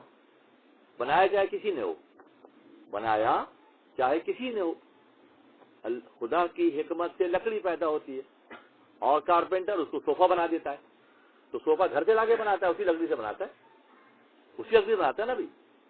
خدا نے لوہا پیدا کیا، لوہے سے لوگ جہاز بنا رہے ہیں، تو جہاز بنانے والے جہاز بنانے پیدا کرنے والی ذات تو اللہ کی ہے نا، اس کے مٹیریل کو یوز کر رہے ہیں۔ اب کورونا کسی وجہ سے بھی کسی نے بنایا ہو، کہتے کہ امریکہ نے بنایا، وہ کہتا کسی نے بنایا، کام تو لیا جا رہا ہے نا، نجاست کو صاف کرنے کا، جھاڑو پھیرنے کا کام لیا جا رہا ہے، اور لیا جائے گا۔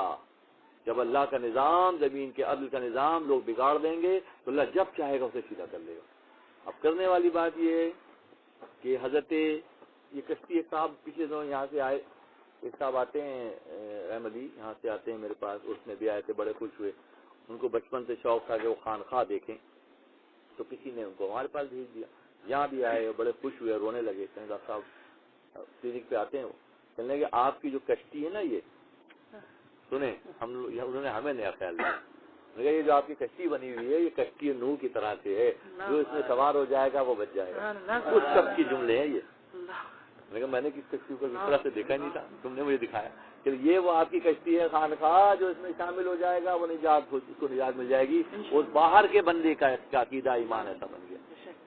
کیا نام ہے اس کا؟ فقیر کیا نام ہے؟ فقیر محمد، اسی علاقے کے ہیں، غالباً بلوچ ہیں، بروئی، تو وہ آگے کہہ رہے ہیں۔ تو بات یہ ہے کہ اہل اللہ سے جڑنے کا وقت ہے، صرف اس خیال سے جڑنا ہے دوستو کہ اللہ تعالیٰ کبھی بھی کسی کے محنت کو ضائع نہیں کرتا، کبھی ضائع نہیں کرتا۔ ایک درجے آپ اوپر ہو جائیں، اس درجے کے حساب سے آپ کے ساتھ وہ معاملہ کرے گا۔ اچھا کیا کرے گا؟ یہی تو کرے گا کہ میں سمجھتا ہوں کہ میں اور ہمارے بچے اس وقت سب سے سکون میں، کوئی ٹینشن ہے کسی کوئی نہ ہوگی، چاہے کچھ بھی ہوتا رہے، ہم سکون میں رہیں گے۔ سکون میں کیا رہیں گے؟ سکون میں یہ کہ ہم جب کھڑے ہوں گے مسلح پہ تو خوش و خضوع کے ساتھ کھڑے ہوں گے، یہی کافی ہے بس کہ ہم اطمینان سے نماز ادا کر رہے ہیں، ہم اطمینان سے تعلق باللہ کی کیفیت میں، خبر دبا والا کوئی معاملہ نہیں ہے، نہ کوئی ٹینشن ہے، نہ کوئی لا خوف علیہم ولا ہم یحزنون کی شرح کیسے ہوگی؟ ایسے ہوگی۔ آج معلوم ہو جائے گا کہ کون سکون میں ہے اور کون ٹینشن میں ہے، کون سکون میں ہے اور کون خوف میں ہے خوف؟ الحمدللہ نہیں، یہ اللہ کا فضل ہے، اللہ کا انعام و اکرام ہے، اللہ کی خصوصی نوازشات ہیں، اللہ کی مائیت و سنگت ہے، اللہ سے تعلق ہے، اللہ کا خوف ہے، اللہ کی خشیت دل میں ہے، اللہ کی محبت دل میں ہے، یہ اللہ کا بڑا انعام و اکرام ہے۔ چاہے طاغوتی طاقتیں کتنی ہی طاقتور ہو جائیں، آصف میاں اللہ کے لیے کوئی خوف نہیں ہے، نہ کوئی حزن ہے، نہ کوئی ملال ہے، کیونکہ وہ حق کو پہچانتے ہیں اور جو حق کی پہچان رکھتے ہیں حق ان کی پہچان رکھتا ہے، اللہ ان کی پہچان رکھتا ہے، اللہ ان کی حفاظت کرتا ہے۔ اور یہی ہے کہ یہ پریوار، یہ خاندان جو ہمارے دائیں بائیں ہیں، جو اللہ کی محبت کی وجہ سے ہم سے جڑے ہوئے ہیں، محروم سے جڑے ہوئے ہیں، یہ اشارے ہیں میرے پاس الحمدللہ کہ ہمارے بچے سب محفوظ رہیں گے، ہمارے بچے بچیاں عورتیں محفوظ رہیں گے انشاءاللہ۔ اللہ کی طرف سے خصوصی انعام و اکرام الحمدللہ ثم الحمدللہ رہے گا، کیونکہ بہرحال فکری اعتبار سے آپ بہتر مقام پر ہیں، اور جو بہتر مقام پر ہوتے ہیں انہی کی طرف ان کا معاملہ کیا جائے گا۔ اللہ تعالیٰ عادل ہے، عدل کرتا ہے۔ کسی لمحے یہ خیال کسی کہنے والے کے کہنے کی وجہ سے دل میں مت لائیے گا کہ وہ عدل نہیں کرتا، اس سے بڑھ کر عادل کون ہو سکتا ہے؟ اس سے بڑھ کے عادل کون ہو سکتا ہے؟ معاذ اللہ یہ کہنا بھی اللہ پر بہتان ہوگا کہ وہ عدل نہیں کرتا، وہ عدل کرتا ہے۔ اب جو علماء حق ہیں، علماء حق کے ساتھ علماء حق والا معاملہ کیا جائے گا، علماء سو ہیں ان کے ساتھ وہ معاملہ کیا جائے گا۔ ایک صاحب سے معروم رحمۃ اللہ علیہ کے بہت مخالف تھے خونیہ شریف ترکی میں، اور مولانا کی بات جو سنتے تھے جواب نہیں ہوتا تھا۔ ایک مرتبہ انہوں نے یہ خیال کیا کہ میں آج مولانا روم محفل میں آئیں گے نا تو ان کی ہر بات کو میں نفی کروں گا، جو کہتے ہیں لوگ مان لیتے ہیں سر جھکا کے، جب وہ آئیں گے تو میں ان کی ہر بات کو منع کر دوں گا، اس غلط ہے۔ جیسے مولانا تشریف لایا آپ نے فرمایا لا الہ الا اللہ محمد الرسول اللہ، کرو نفی، کرو نفی۔ تم کہہ رہے تھے میری بات کی نفی کرو گے؟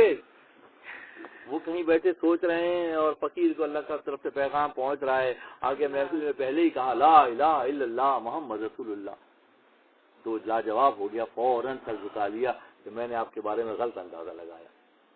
لوگ سما کی محفل چلتی تھی، مسلسل چلتی تھی، اسی دوران لوگ مسئلے لے کر آتے تھے اور مرحوم رحمۃ اللہ علیہ کے پاس مرحوم اسی کیفیت میں جو ہے فتویٰ لکھ کر دے دیتے تھے کہ اس کا یہ مسئلے کا حل یہ۔ تو لوگوں نے کہا یہ کیا سما کی محفل میں بیٹھے ہوتے ہیں، جج کی کیفیت میں ہوتے ہیں، کیا لکھتے ہیں، کیسے لکھتے ہیں، کیا ہوتا ہے؟ مخالفین کو بہانا چاہیے ہوتا ہے۔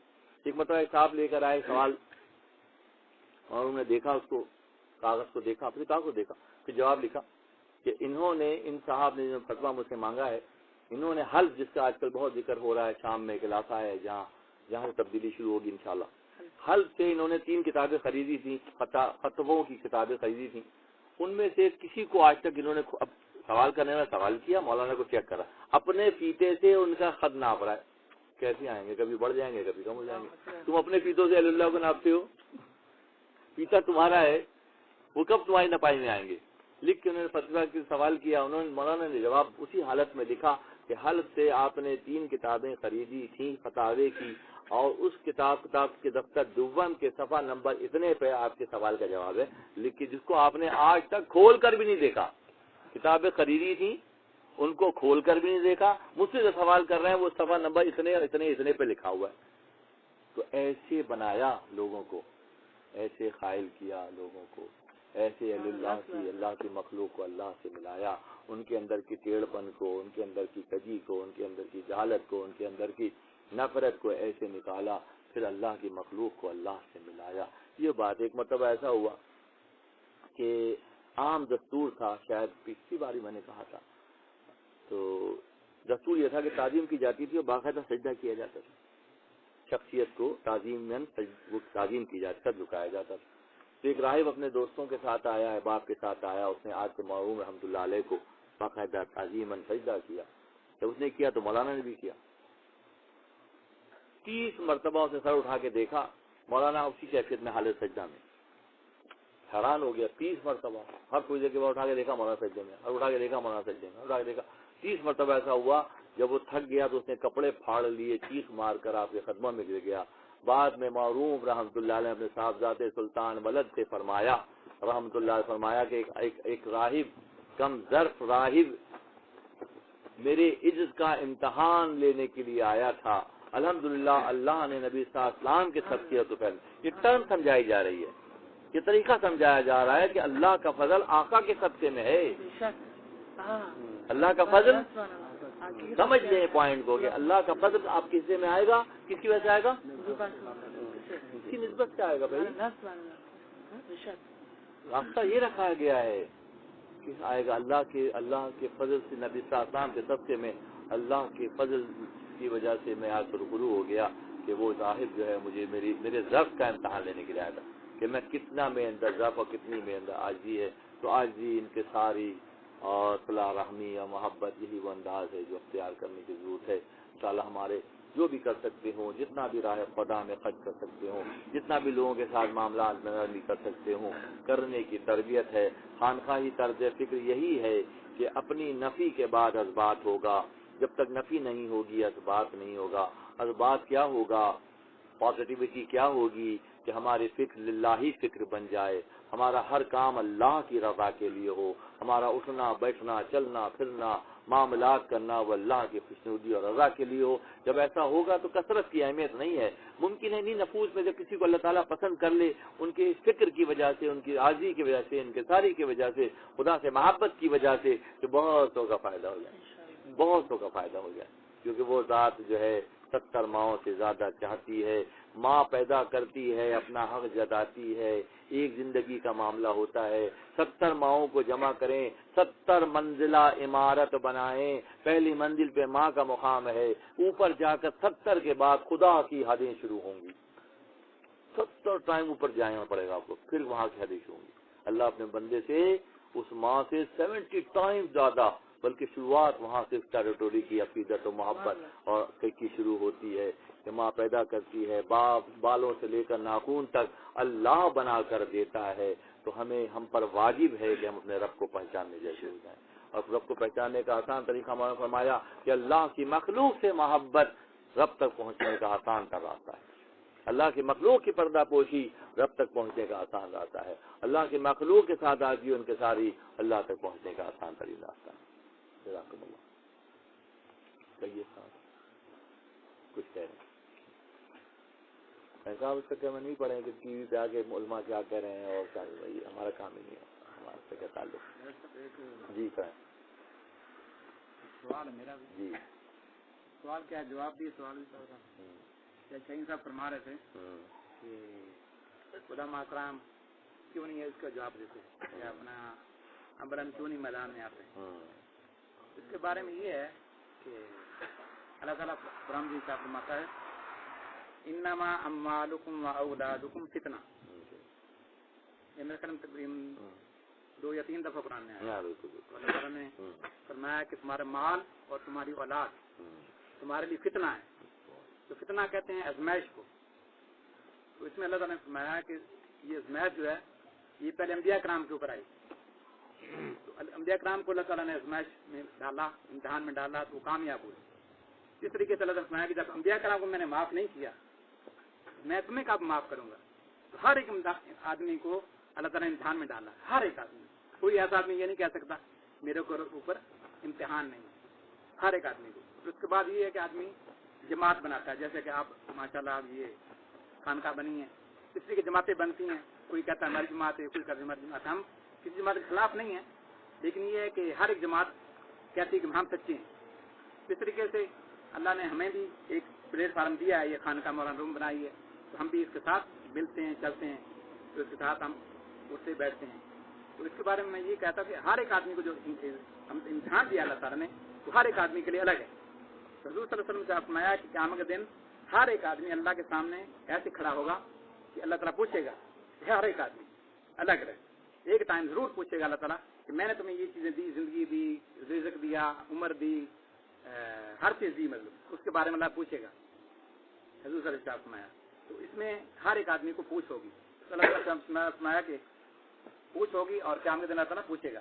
اس کے باوجود اور مثالیں بھی ہیں کہ انما اموالکم و اولاد فتنہ کی ازمائش ہے۔ تو ہر ایک آدمی کو ازمائش دی اللہ تعالیٰ نے، کوئی کیسا بھی ہے، جیسا کہ کوئی تاجر ہے، کوئی وکیل ہے، کوئی جج ہے، کوئی مفتی ہے، کوئی عالم ہے، کوئی پیر ہے، کوئی کچھ بھی ہے، ہر ایک کے اوپر یہ ازمائش ہے۔ تو ایک آدمی یہ نہیں کہہ سکتا کہ جی میں مطلب یہ علماء کیوں نہیں اٹھتے اور عملاً آگے بڑھیں اور مطلب کریں۔ تو اللہ تعالیٰ نے ازمائش ڈال دی ہے، جتنا جس سے ہوتا ہے وہ کرتا ہے۔ جیسے ہم بھی ہیں، کوئی جیسے آپ بزرگ ہیں ماشاء اللہ بڑے ہیں، باقی چھوٹے ہیں، پھر اس سے چھوٹے ہیں، پھر اس سے چھوٹے ہیں، اس طریقے سے مطلب منزلیں ہیں، منزلوں کے حساب سے ہم چل رہے ہیں۔ اس طریقے سے جب منزلیں ہوتی ہیں تو اپنی طاقت کے مطابق آدمی کام کرتا ہے۔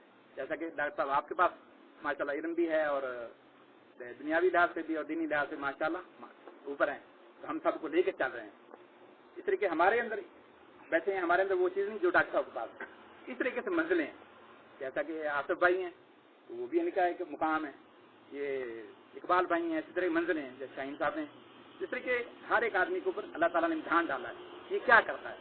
तो क़यामत दिन भी यही पूछा जाएगा कि तुमने क्या किया दुनिया में, मैंने तुम्हें उम्र दी, इल्म दिया, इस पर किस तरह अमल किया, उम्र दी, रिज़्क़ दिया, सब कुछ किया। तो ये आज़माइश जो है हर एक आदमी के ऊपर अल्लाह ताला ने डाल दी है और वो अल्लाह ताला को जवाबदेह है। इसकी मिसाल आप ऐसे समझ लें कि हम एक दो हकूक़ हैं, एक है हकूक़ुल्लाह, दूसरा है हकूक़ुल इबाद। तो अल्लाह फरमाता है कि हकूक़ुल्लाह जो मेरे हकूक़ है ना, जैसे नमाज पढ़ना, हज करना, ज़कात देना, रोज़े रखना, अल्लाह फरमाता है कि मेरे हक हैं। लेकिन अगर तुमने दे दिए तो ठीक है, नहीं दिए तो कोई बात नहीं। अल्लाह ताला फरमाता है कि तुम मेरे साथ मामला तुम्हारा, अगर तुम कहोगे या अल्लाह प्लीज माफ़ कर दे, अल्लाह ताला माफ़ कर देता है। अल्लाह ताला 70 मौत ज़्यादा रहम करता है। तो आप गिड़गिड़ाओ, अल्लाह ताला माफ़ फरमा देता है। ज़्यादातर हम रोज़ाना नमाज छोड़ देते हैं, लेकिन अल्लाह सज़ा नहीं देता। लेकिन दूसरा जो हक है वो हकूक़ुल इबाद है। आज दुनिया में हकूक़ुल इबाद तोड़े जा रहे हैं, मिलावट करना, झूठ बोलना, झूठी गवाही देना, माँ बाप का एहतराम न करना, ये हकूक़ुल इबाद है। आज जो सजाएं मिल रही हैं वो हकूक़ुल इबाद में है, ना कि हकूक़ुल्लाह। तो हकूक़ुल्लाह ताला बहुत रहम करने वाला है। तो हम कहें कि अल्लाह ताला क्या हम नमाज नहीं पढ़ते इसलिए अल्लाह ताला अज़ाब है, नहीं। अल्लाह ताला अज़ाब इसलिए आया कि हम हकूक़ुल इबाद तोड़े जा रहे हैं।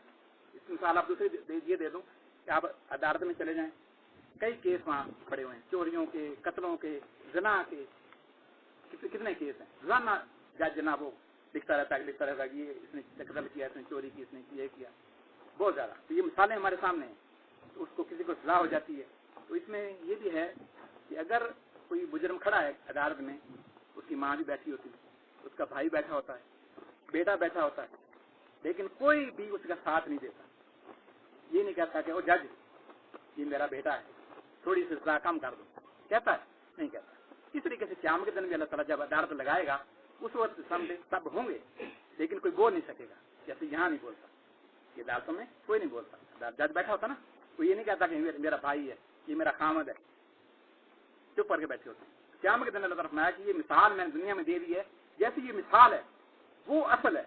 मैं जब बैठा हूँगा मिंबर पे, अल्लाह फरमाता है कि मैं जज हूँगा, उस वक्त कोई किसी को जुरात नहीं किसी बोल सके। हाँ, जिसको मैं ताकत दूंगा तो कोई शफात का ताज जिसको शफात का ताज दिया। तो इस तरीके से जब क़यामत के दिन होगा तो अल्लाह फरमाता है कि ये मिसाल दुनिया में मैंने दे दी है। किसी को सजा हो जाती है, जेल में चला जाता है, किसी को 10 साल, किसी को 15 साल, किसी को लाइफ सेंटेंस, जिंदगी की सजा देती है, 25 साल होती है कत्ल की सजा। किसी ने 2 कत्ल किए, किसी ने 4 कत्ल किए।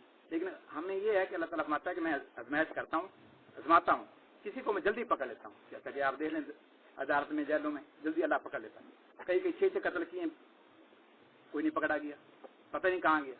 बाद में उसने क्या किया, डॉक्टर साहब के पास आ गया, जरूर मेरे से गलती हो गई। अल्लाह ताला का रहम रहीम करीम है, गफूर रहीम है। अल्लाह ताला के बारे में माफी मांगो, अल्लाह ताला माफ फरमा देगा। फिर क्या करना है हमने कि हमने फिर जो गलती की थी उसको मान कर अल्लाह से तौबा करनी है और कहना या अल्लाह मैंने ये अपने मुर्शिद से हाथ जोड़े हैं और या अल्लाह तू मेरा हाथ जोड़ना कबूल फरमा, मैं इनके सिलसिले बैत होता हूँ और माफी मांगता हूँ, आइंदा मैं नहीं करूँगा। तो अल्लाह ताला फरमाता है कोई बात नहीं, तुम्हारे एक बड़ी के पास आ गए, माफ करता हूँ। तो आइंदा आपके गिरद में ख्याल भी ना आए कि मैंने ये काम किया था। तो अल्लाह फरमाता है कि तो तुम्हारी तौबा कबूल हो गई, फिर उसके बाद वो ना करे। तो अल्लाह फरमाता है क़यामत के दिन जब उठेगा, हालांकि उसने कत्ल किए हैं, लेकिन वो क्या क्या क्या होगा क़यामत के दिन? एक आदमी खड़ा होगा कि या अल्लाह ये आदमी वो है जिसने मेरा कत्ल किया। लेकिन अगर तुमने तौबा कर ली और अल्लाह की बारगाह में ऐसा झुक गया, नमाजें पढ़ रहे हो, कुरान पढ़ रहे हो, तिलावत कर रहे हो, हर एक काम कर रहे हो, कोई बुरा नहीं कर रहे हो, तो वो जो अमल है आपके, अल्लाह ताला उससे क़यामत के दिन पर्दापोशी फरमाएगा तुम जो कत्ल किए। अगर हमने सच्ची तौबा नहीं की तो पर्दापोशी फिर अल्लाह नहीं करेगा, सजा देगा कि तुमने इसका हकूक़ुल इबाद जो है वो तुमने मारे हैं। इस तरीके से आज यहाँ क्या हो रहा है कि हकूक़ुल इबाद ज़िबा किए जा रहे हैं, कत्ल किए जा रहे हैं। झूठ है, चोरी है, जैसे टेलीफोन, पैसे ये निकाल ली जाते हैं, ये हम आपस में करते हैं ना, इसकी वजह से अल्लाह ताला सजाएं देता है। खुदा की बारगाह में जज़ाकुमुल्लाह, खुदा की बारगाह में तौबतुन नसूह का कुरान में जिक्र आया है। तौबतुन कौन सी? सूरह दहर में तौबतुन नसूह, पक्की तौबा। अक्सर मैं आपकी दुआ में सुनता हूँ सच्ची पक्की तौबा। तो वो सच्ची पक्की तौबा क्या होती है? मौलवी फरमाते हैं कि अभी हम तौबा की मोमबत्ती जलाते हैं, शैतान फूंक मार के उसको बुझा देता है, फिर हम जला लेते हैं, फिर वो बुझा देता है। ये पूरी जिंदगी हमारी तौबा करने और دوبارہ توبہ کرنے اور غلطیاں کرنے پہ گزر جاتی ہے. توبہ تو نسو مصنوی شریف کے دفتر ششم میں ہے. اقبال صاحب اجازت ہے؟ مست ہے. اچھا ٹھیک. توبہ تو نسو کیا ہوتی ہے؟ سچی پکی توبہ